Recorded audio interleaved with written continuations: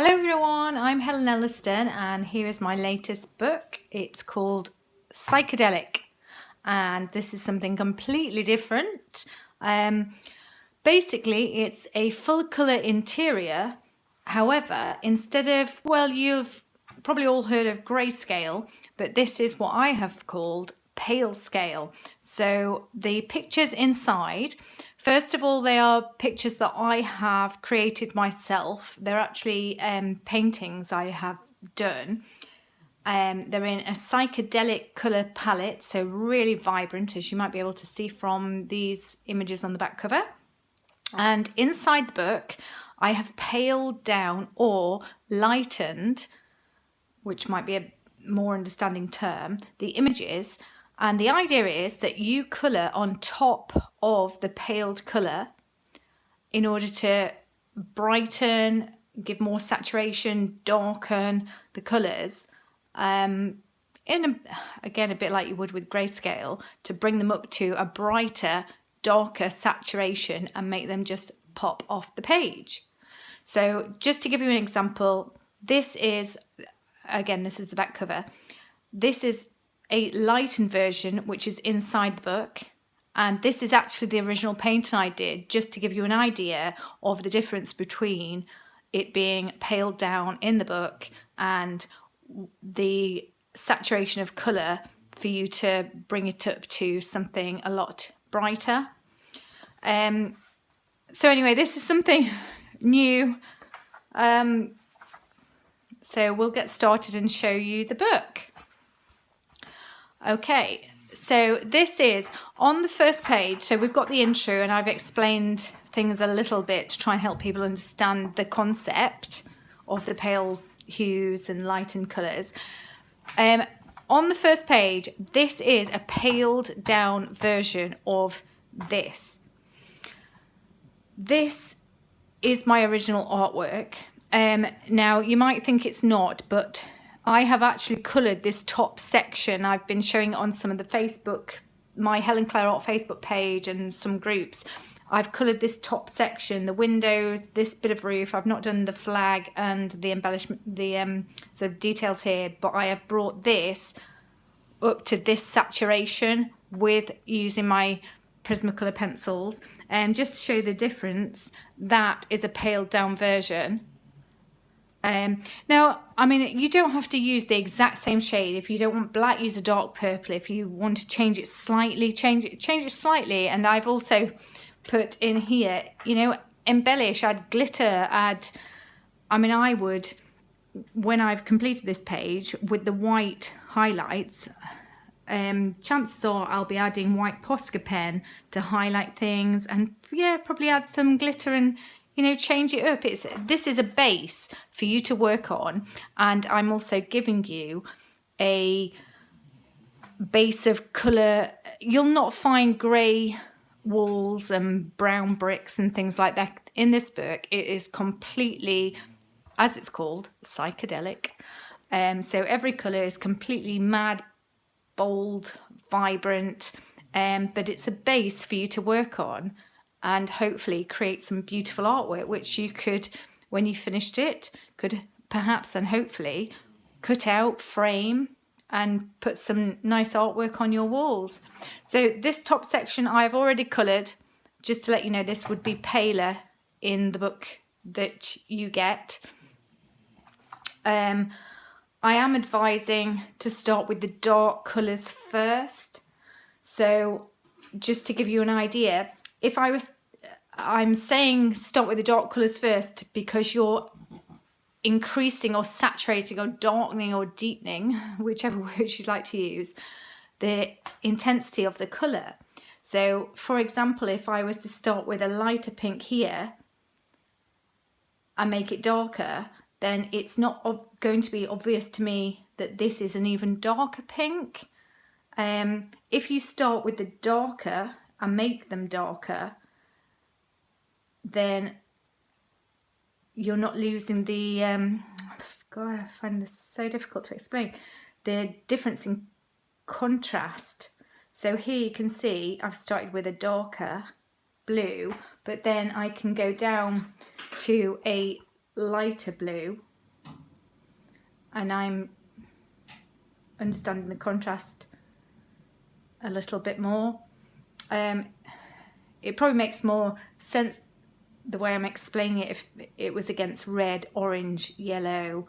If I was to bring orange and make that an orange section and make that darker, I then might not be able to identify the red because I've made the orange darker. I'm probably making it sound far more complicated than it is. But you can always go back and darken areas, but that would be my advice. In a similar way to grayscale, you don't want to lose the scales of colour, what's darker, what's lighter. So I would, advise go for the darker colours first, and then work your way down, because you can always work your way back up. And just like with is that a clean nib? Maybe not. So I'm just blending this in with a white pencil. So I hope you can see there, I've darkened it. And if you want to make this your own, there's no reason you can't add a different touch. If you want to add a bit of purple in there, go darker with black. I'm adding a Indithrone blue here. But, get your base colours down. And then you can embellish and add other details. If you want to add some birds in the sky, then by all means, go for it. No reason why you can't. A few little birds. But anyway, obviously it's not finished. But I just wanted to show you, I've started on this section to show you. And yeah, really lovely colours. So I always advise putting a sheet underneath, or a couple of sheets. It cushions what you're colouring and prevents, if you're pressing hard, the impressions going through to another sheet. These are single-sided, and in this book there are 21 images that I've not put in other colouring books. So hopefully you'll find them exciting. This one is a painting I did, which I have called Hope Rose, and I think it is beautiful. You can see actually it's on the back cover. So the idea is not that they have to be how my original paintings were. That's not the idea at all. The idea is it's a base for you to help you where to put colours and, make it your own. That's the whole point, make it your own, but I'm giving you a base. And this piece, what a beautiful rose that is. All the lovely folds, and we've got reds, pinks, yellows, blues up here, greens, and a nice turquoise background. But of course, if you want to change that colour and tones, then of course you can. Make it beautiful, frame it, turn it into a card, send it to someone as a gift. And here we have a lovely city scene. This is in Exeter. So again, this is paled down so that you can add colour over the top. And this is Cathedral Green in Exeter, which is a city close to where I live. And it's a beautiful setting, beautiful buildings. We have a beautiful horse, again paled down. So just to give you an idea, I'm just going to put a red on here randomly just to show you how you can increase and bring out the colour. Okay, so that is paled down, and I'd put a magenta in there as well, but this is the pencil I've picked up. And then we have Camden Lock in London. So add lots of colour to that, bring that to life. That's a lovely busy scene in the market. A balloon festival. This is a photo I took. Some of the photos are provided by friends have given me photos over the years for me to base paintings on. This one I took, and I think it's just beautiful. The balloon that's not quite inflated, one that's about to set off, and the other one that's on its way.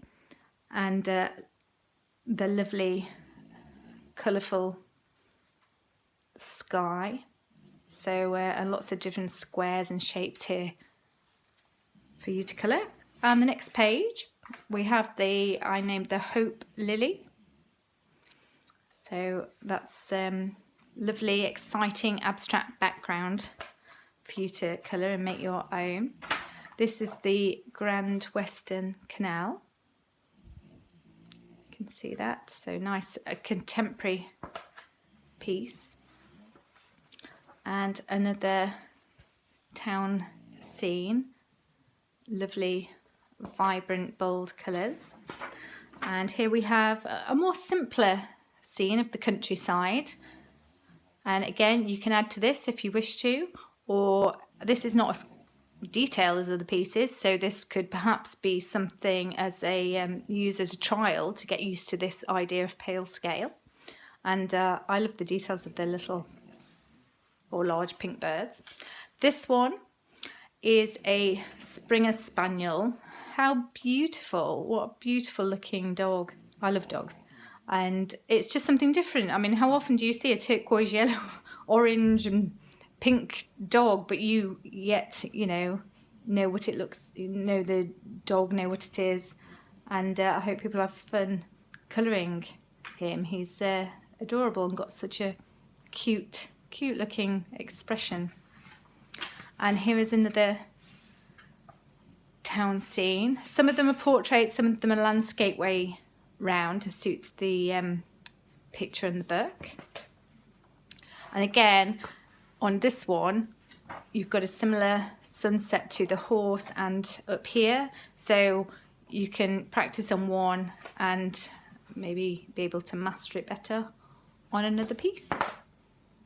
And then we move on to New York. So I have two of these in here. They are this one, a square one, and this one is more landscape. And they're very similar. And just to show you, this piece here was from a photograph from an original painting I have done. If I can get that in without knocking over the tripod. I don't know if you can, yep, you can see that. So that might just give you an idea. Can you see the difference? It's paled down, so you just add colour and make it far more lively and vibrant, but also in your own way, make it your own. So that's New York. That's another New York Times Square. And then this one is from Singapore, a photograph in, and I love this piece. It's just got energy. It's in a tube. People sat in a tube, and this young lady sat listening to her music on her phone, and that's a tube, and someone's standing up. These are all seated, and I just so yeah, bring this to life. This is Universal Studios in Singapore. I went on holiday to Singapore several years ago. I was very lucky to be able to go there, and this is a photograph from that. And yeah, just an exciting scene. And then here we have, well, I don't think I need to explain what this is. So that's hopefully fun for you to colour in. And then we have a photo from the balloon festival again. So I've called this piece Festival Season. So, you know, people sat round in their groups listening to music, eating hot dogs and burgers and crisps and having lots of fun on grass or in mud. And then we have countryside scene, Devon countryside with the dandelions, butterflies. So bring this all to life, add lots of bold blues, bring the green and grass to life, and add vibrant orange and pinks to make these all stand out and be bright. And the Eiffel Tower in Paris.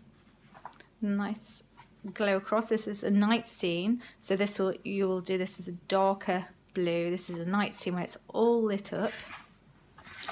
And next we have Bickley Mill.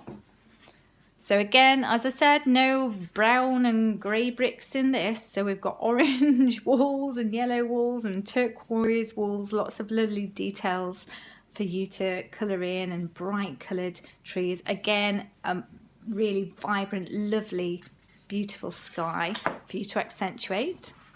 And that is the last page, and here at the back are just it's the index really of the pictures that are in the book. This is the proof copy of my book, and I really hope you enjoy it. It's something different, something new to add to the colouring world. And well, let me see what colours I've got here. I can colour something as an example. I've done that blue earlier, but I said I would advise starting with a darker colour, paling down. What have I got here? A neon pink. This is Prismacolor. Paling down. I'm just doing this extremely quickly. Paling down to yellow. And of course I'm trying to blend it in. And then if I get... Oh, that's the wrong colour. Get a pale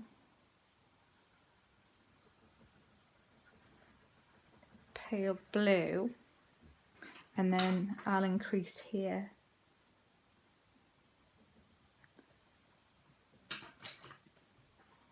to a darker blue. But as I do with all my colourings, blend it in with a white, which just smooths the colour into the grain, and then if I want to, I'll go on top again.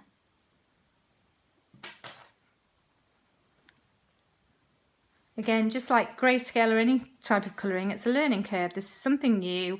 I thought I would give it a go, and hopefully people will find it helpful and fun to do, and also a bit of a learning curve, because in a way this helps you to learn how to put colours together in a fun way, and also hopefully will help people to learn to blend colours together, because obviously this is kind of a blended rainbow effect on a lot of these images. If I can find, yeah, the rose. So we're going from a yellow into the white, into the pink, into the red. Obviously there are areas that are crisp so that you have some definition, but there are lots of areas that are blended to help you learn to blend your colours together. And hopefully at the end you can get some nice pieces that you might want to frame or send as a gift, turn into a greetings card. But yeah, I thought it was something different and fun, and a new style of colouring which hopefully you will all enjoy. So just to give you another reminder, so this is what you get inside the book: pale, lightened images, and this is the kind of saturation that you're aiming to do. Similar colours, different colours. Yeah, and there's a little horsey down there as well. So I hope you enjoy the book. I hope I've explained it so that it's understandable. Have fun, play, and that's what it's all about. Have fun. Thank you for watching. Bye.